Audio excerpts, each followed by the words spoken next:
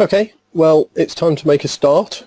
Welcome to the Knowledge Hour, where we're going to spend, hopefully, something approaching an hour looking at mobile options for NAV.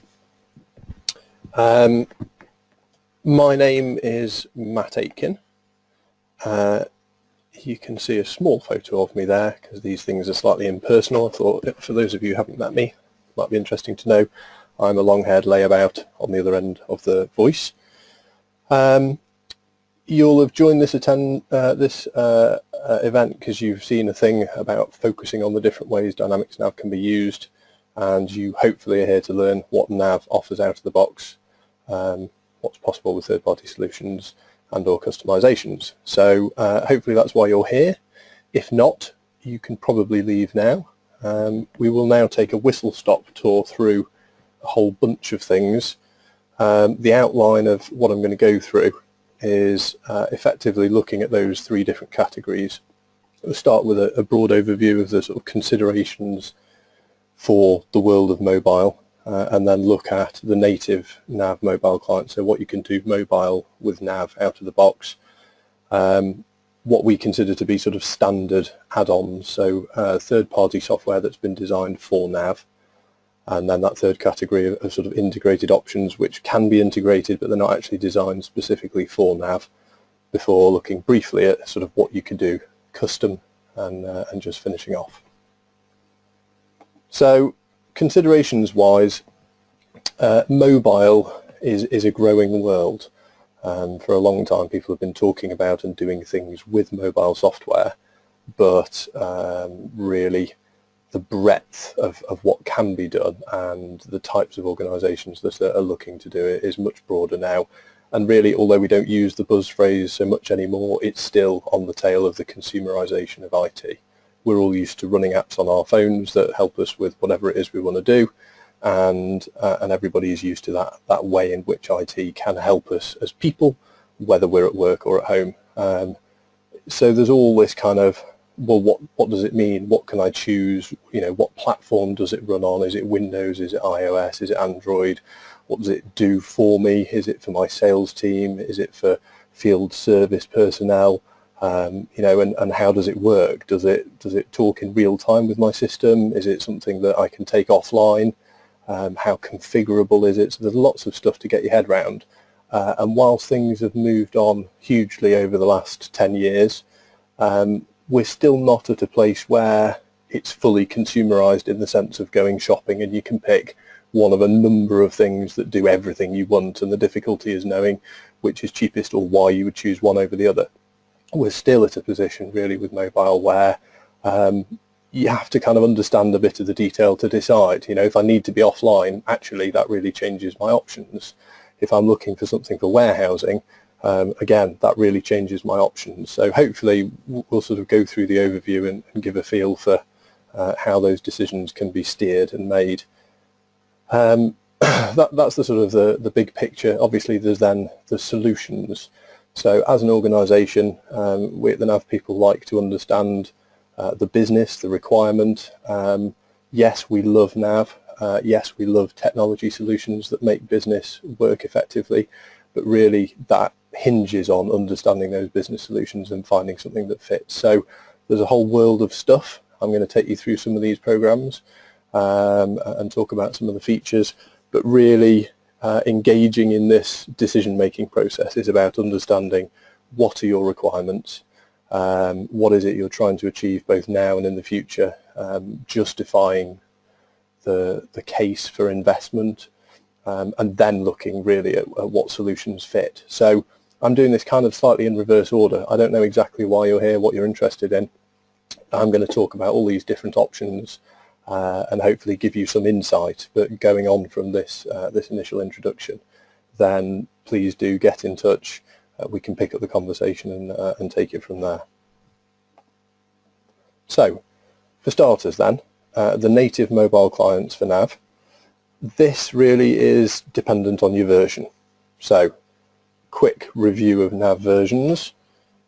Before 2009, of course, there was NAV, and we loved it then as well. But at 2009, the actual architecture of NAV changed, and we ended up with 3 tiers, which basically means there's still a database where all the data stuff happens, and there's still a client where people can actually see things and do things on their desktop machines or wherever they may be. But now, since 2009, there's a middle tier, and that means that the business logic is not actually sat inside that desktop client anymore. And the whole purpose of changing the architecture is, as we'll see, to make things like mobility and integration more possible. So before 2009, it's not that you can't do mobile solutions, but it's a bit of a different conversation. So for the course of this session, we're going to focus on things that utilize that middle tier. So 2009, Microsoft brought in the web services for NAV, and at 2009 R2, which was the sort of next subsequent release, they brought in the actual role-tailored client. You hear people talk about the RTC. Many of you may be using it, and that's the replacement for the classic client, which now uses that middle tier to access the business logic. The reason they did that was so that in 2013 they could then add, alongside the role-tailored client, a web client. So you've got different ways of accessing NAV now, and the web client, as the name suggests, allows you to access NAV over the web. One of the great things about the web client is it does give you all the functionality that's in NAV, and gives you the zero deployment option. You know, you can run it on anything that has a browser. Now, the way Microsoft's strategy is set, they're talking about mobile first and cloud first. That's how they see the world evolving, which seems fair from where I'm sitting. And so the way they're talking, we're seeing more and more features going into the web client as each new release happens, and not all of those are now making it into the RTC. So the role-tailored client, which was so new and shiny in the 2009 R2 release, whilst it's still very present and important today, is actually looking like it's going to be replaced in the longer run by a very, very rich and full-featured web client. So that path started in 2013 when the web client first came along. The 2015 release of NAV then brought in the tablet client, again based on this middle tier and being able to access the business logic on a server somewhere from a tablet. So you can go to any of the app stores, you can get the client for NAV, and you can run it on a tablet. And since 2016 we now have the phone client. So same idea, any of the devices, you can go download the NAV client and you can interact with NAV on your phone. Now, with all these, whether it's the full screen of the web, the slightly different look and feel of the tablet client, or the very small form factor of the phone client, they are actually all exposing the same stuff. So whilst there are considerations about how big it is and what you can fit on a screen and how that affects your interactions, in terms of the functionality, complicated posting and, you know, linking of records and presenting various different pages, it is NAV, and you can do anything in these clients that you can do in NAV. So they really are powerful, full-featured options. So just to kind of take stock of that, it's kind of a slightly different view of the same thing. These bottom 3 rows of the web client, the tablet client and the phone client are obviously really what we're focused on today, where the mobile options are available, so you don't have to be in the office or connecting over a VPN to a remote desktop or using Citrix. You can actually just get your device and log in on a browser or an app.